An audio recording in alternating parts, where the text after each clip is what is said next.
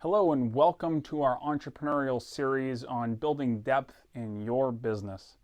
I'm Brandon Farr, and if you're just tuning in, whether it be on YouTube or the podcast, we've been going over a series of business topics that are foundational to the success we've experienced in our business. As a contractor for 15 years that's done some consulting, has been an advisor and a mentor in the high-tech space, I've learned some things along the way that would have been helpful for me 15 years ago. If I had the ears to listen, admittedly, your ego, my ego, might have something to say about that. But nonetheless, this is my very best shared with you. I imagined what it would look like to do an entrepreneurial class where I could, I had my nephews in mind, people that would come after me and look for an example. So many people are looking to be thought leaders in space these days. And I think that there's a call for us who care to mature in business as people is to be an example more than just a thought leader, because there's such a cerebral element to just having an opinion on things, but there is something to embody and demonstrate the reality that we hope to share. And that's what this is. So it's a free resource for you. Intentionally, there's no paywall. I believe that everything that I've achieved in business, all that I've learned, I didn't create or invent it. It was things that were shared freely with me. It was an experience or opportunity that was provided by so much more than just my hustle. It took me years to realize that, and I often found myself working very hard, chasing dollars, aspiring to accumulate wealth for the sake of growth, because I thought that's what you do in business. And yes, did we succeed? Made a lot of money, and then also found out that on the far side of that, there is sometimes there's there's holes. There's gaps in it. It's not satisfying. It's not fulfilling. There's never an end to how much you can accumulate, and that propelled an inward journey, which is so much of what this conversation's about. When we talk about building depth, it's about going to the inner places of a business. There's you're going to hear me talk about you and me and the people, and then there's our colleagues and the people that work with us. I don't have people that work for me. I don't see myself in a position over anybody. If I'm consulting in your company, I'm not better or smarter than you. There's people that we work with, that we have the privilege to be alongside.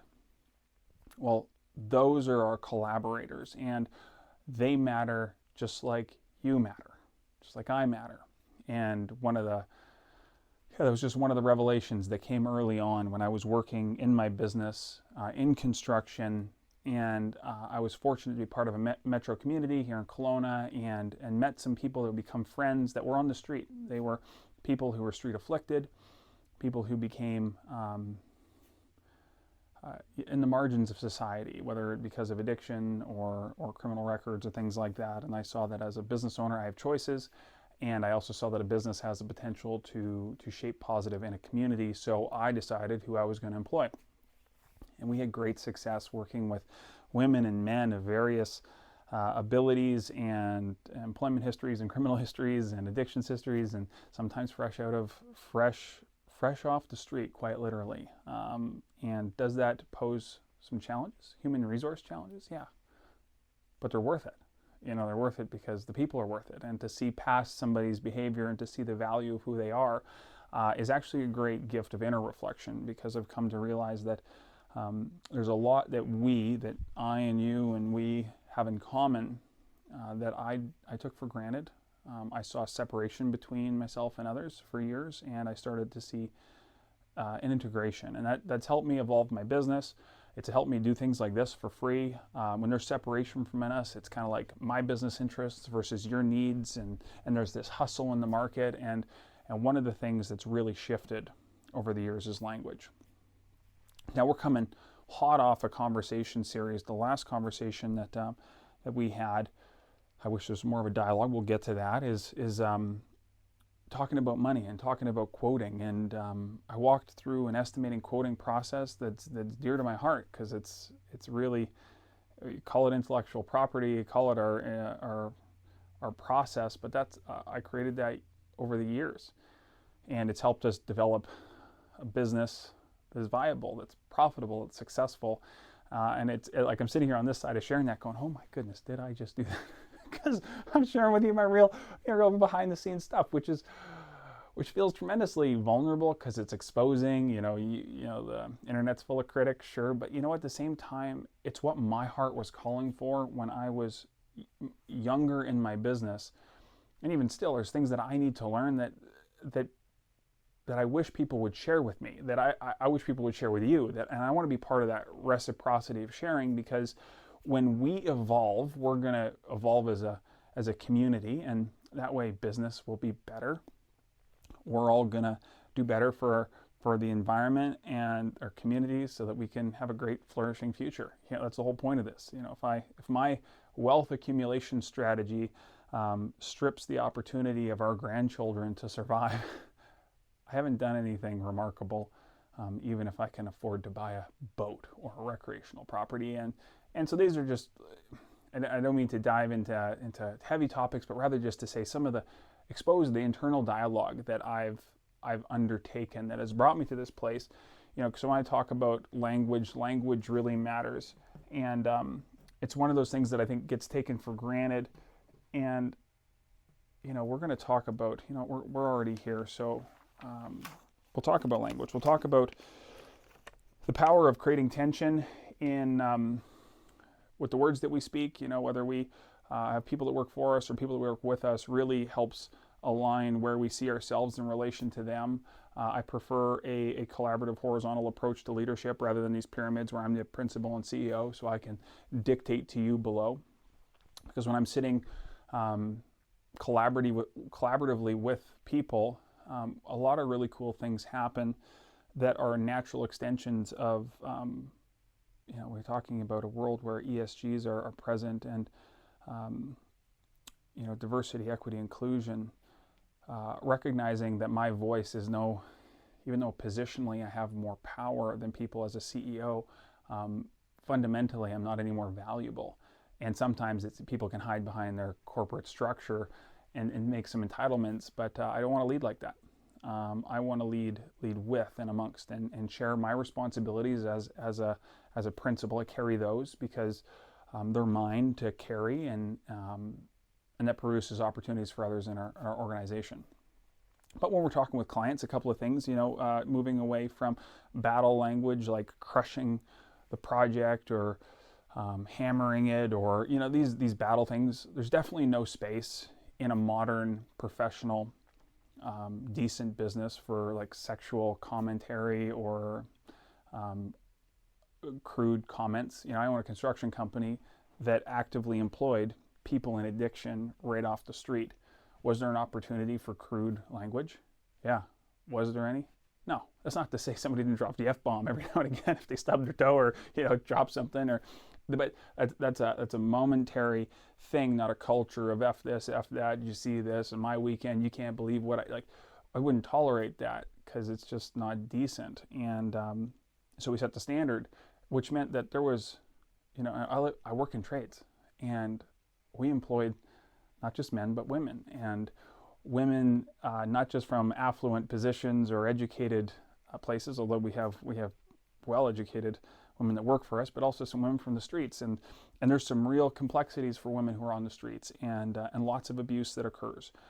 So being sensitive to create a safe environment for them was necessary and vital, but it also wasn't work, because that's just part of the DNA of who we are. We're decent people. I'll be decent for our client. I'll be decent for my team. We're decent human beings back and forth, and that respect and dignity piece were just necessary prerequisites, which just, if you care about decency, you naturally disclude a lot of language where this critical, derogatory, condescending language.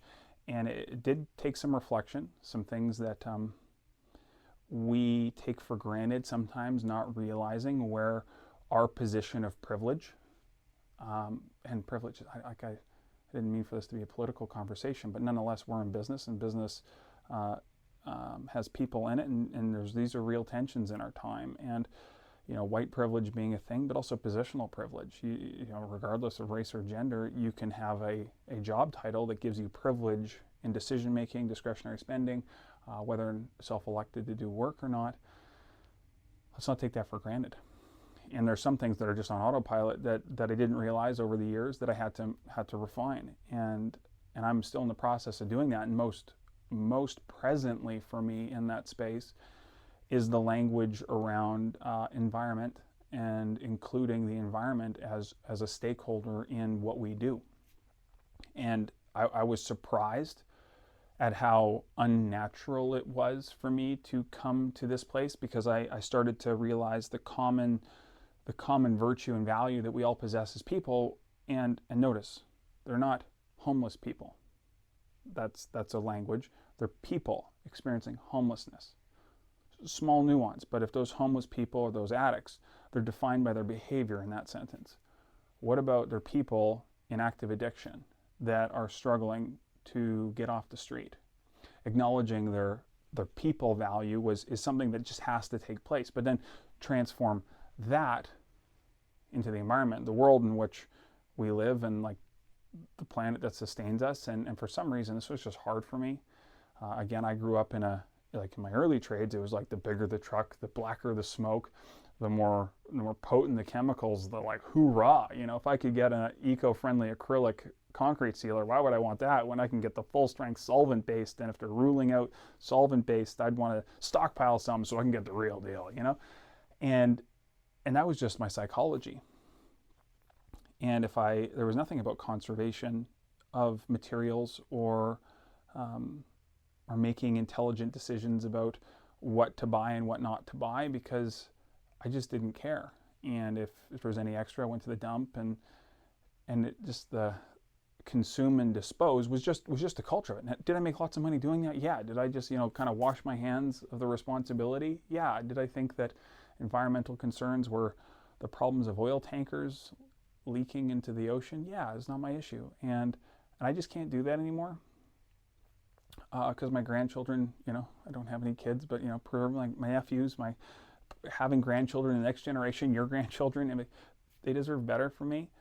And, we talk about privilege. We live in North America. We have access to technology. I'm teaching and training you from a position, an affluent business position that has opportunity and resources and the freedom to share in the technology to make that possible. And we can connect this way in the digital space. And therefore, I feel a sense of agency to respond with our resourcefulness to do something, and not just talk about greenwashing. I mean, for goodness sakes, if you're on this course, made it this far, having these conversations, and you're still okay with just greenwashing so it looks like something that it really isn't, seriously pause to reconsider that. It should look like it actually is, full depth, substantial, and do the work. Like, this wasn't easy. This took some time for me. It took that therapy piece we talked about early on. Yeah, I had to sit there and reconcile why it was okay for me to go cut down a tree, or and just think nothing of the lives of, like, the life of the living world outside of my city limits. And that's part of the belonging journey, that I didn't see myself as a part of that. And then how can therefore I see my business as an agent or part of that story of the living world? And I'm going to encourage you to go on that journey, and go on that journey for yourself and your context, because if we don't, the future doesn't look bright for us. And we can do something. It's kind of like our gift, to respond with the agency built on the opportunity that we have as people. And this is coming over here to my relationship with money and who am I responsible for. So I'll finish on the who am I responsible for. This was a big shift for me. Realizing that I'm responsible to make my own money. That was, no one's going to look after me. That's just like, I got to do it myself. That's where that started. And then I started to get responsible for my team, and I felt a real agency towards them. And the better I did a business, and the more profitable we were, we always paid way higher than industry rates. Just part of paying a living wage was a minimum for us. The minimum wage was never a thing. I don't care if you're fresh off the street yesterday and you're having trouble standing up for a period of time, you're going to get paid well more than minimum wage. You're going to get paid a living wage. And for us in Kelowna right now, I think it's about $22 an hour. Inflation's doing its thing at the moment, so that might be a lot higher these days, but I think $22 an hour. Nobody in my business makes less than that, even if you're just starting out and you're like 16 years old. It's just where we set our standard. So, but then I realized that I'm responsible also for my community, and I started to see how families are impacted by the way we do business and the sustainability of our business, as in our ability to keep going. Again, referencing the book of The Infinite Game. I believe Simon Sinek's the author of that. Beautiful book that just says, hey, let's think past profitability the next quarter, and let's think about what it means to have a company that endures with a reputable legacy of doing good and does good in the community, which is inclusive for me of the ensouled world, the world that has souls. If you ever had a cat or a dog, or even a horse, and you just know that there's a living being in there, and there's a connection, and so there's just, anyways, my responsibility, your responsibility, I think our responsibility needs to move past our bank account and our interests to include these things, because they can, because you and I can. We have the opportunity of choice. When I thought about money, I think there's a fundamental shift that needs to take place, and I was so encouraged. The owner of Patagonia, it's a press release today, he gave away his business. He donated it. And that's a powerful example, because I think his words were, he was on the Forbes billionaire list, and that pissed him off. So he donated his business. And Patagonia is a thriving example for us. It's why we're in the process of becoming a certified B Corp. They're a B Corp. It's like you can have an incredibly profitable business that does world-class leading stuff and give attention to the environment, because that's so possible. And their business grows as a result of it, and their activism and the things that matter in this world and then you can obviously generate a ton of wealth, and then also not be consumed by that wealth. And I said, I was having a conversation with a friend a few months back, and I was talking to him because I donated unlimited contracting, at least the essence of the company, digital assets, to a not-for-profit, because I believe that there's value there in the business. And I said, hey, listen, if I can give this over to community so they can do good, I just want to give it to you, because that was part of my actionizing, my consciousness shift, that it's not all about me and how much I can accumulate.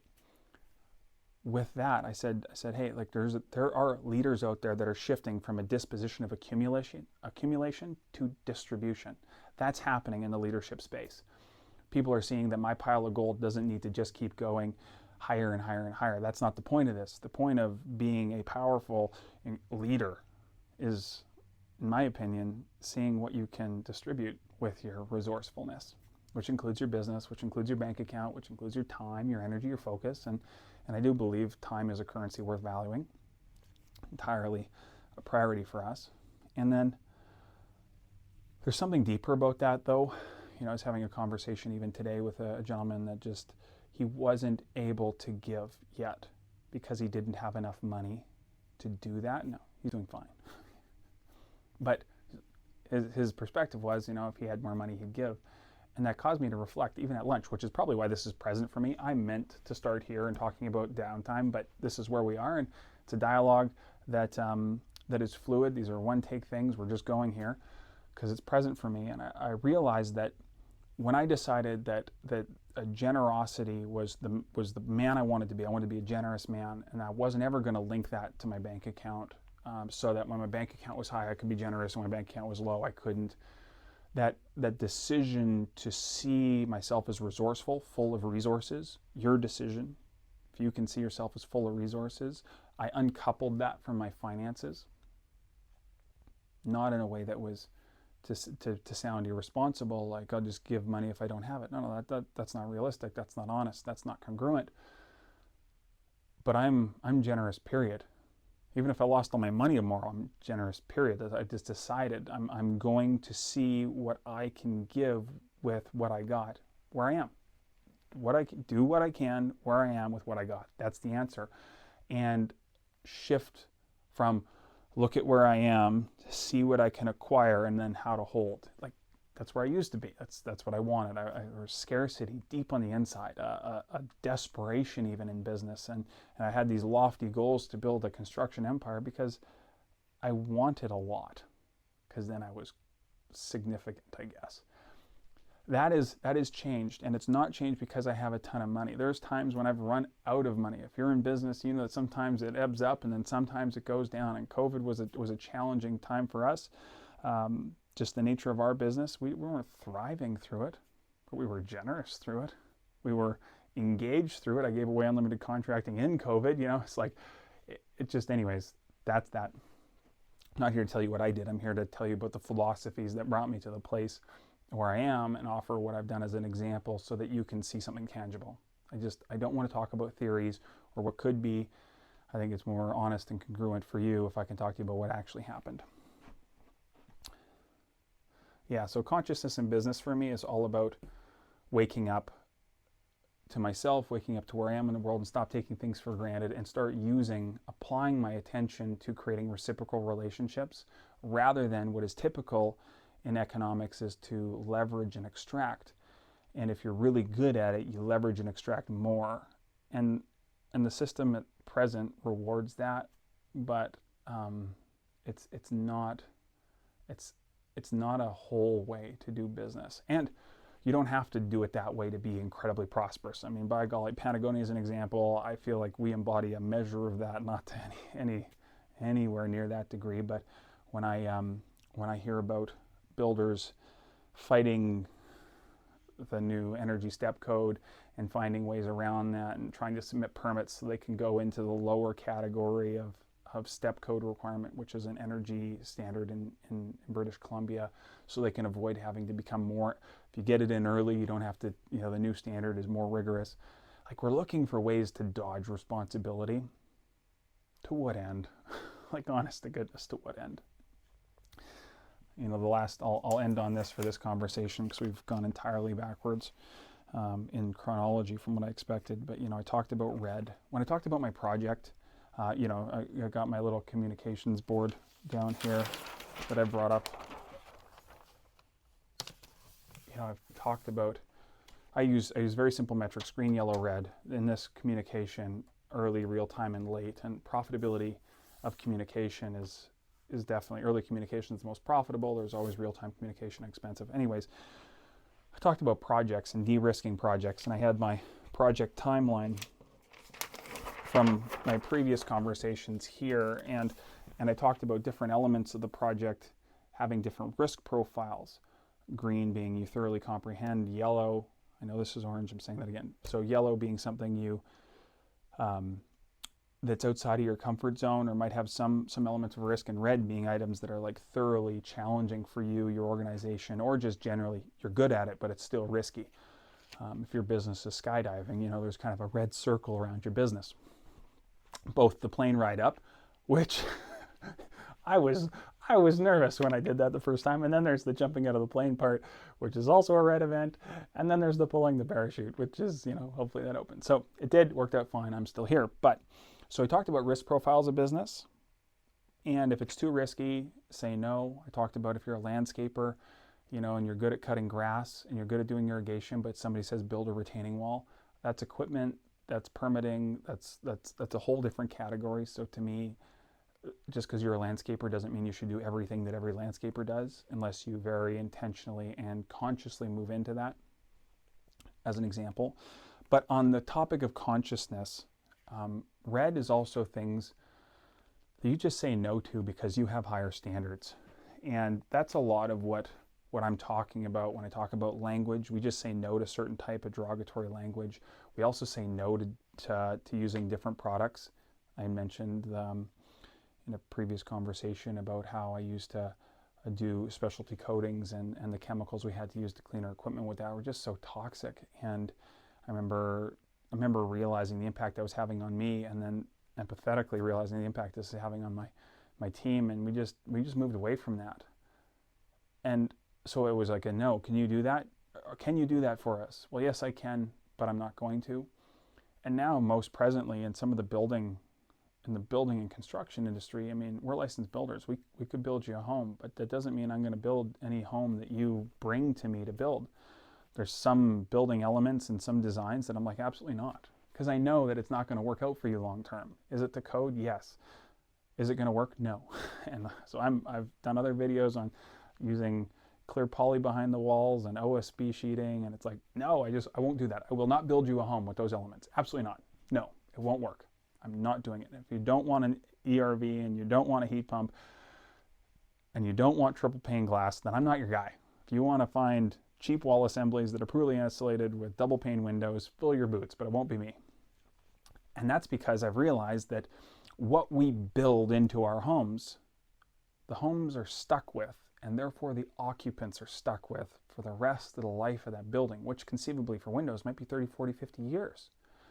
And I grew up with a single mom who was trying to make ends meet, and we were in some pretty divey spots from time to time, and the landlords weren't taking care of their buildings, and we had crappy windows, and meant it was really cold for us on some nights when we couldn't afford the utility bills because it wasn't an efficient furnace, and it just sucked. And what was my mom going to do about it as a renter? Nothing. What was a new homeowner going to do about it because they just moved in? And in Kelowna where we are, I mean, houses are expensive, $900,000 to start. After you've worked so hard to get into a market that's as high as it is, what are you going to, like, tear all the siding off and rip all the windows out? No, it's like it comes down to trying to survive, to build, to live, never mind renovate your home. And so it's like we're stuck. The people that come after us for the legacy of our homes are stuck with the decisions we make right now, which is why I'm like, absolutely not on cheaping out. It doesn't have to be gold plated, but it has to be responsible, energy efficient, conscious of the environment. Because I don't want the greenhouse gas, the ongoing environmental impact of the homes that we build to be detrimental when they don't have to be, because we possess the technology and the capacity to just do better. So yes, I am very much excluding myself from some of the market that wants to build the home as cheaply as efficiently or cheaply as possible.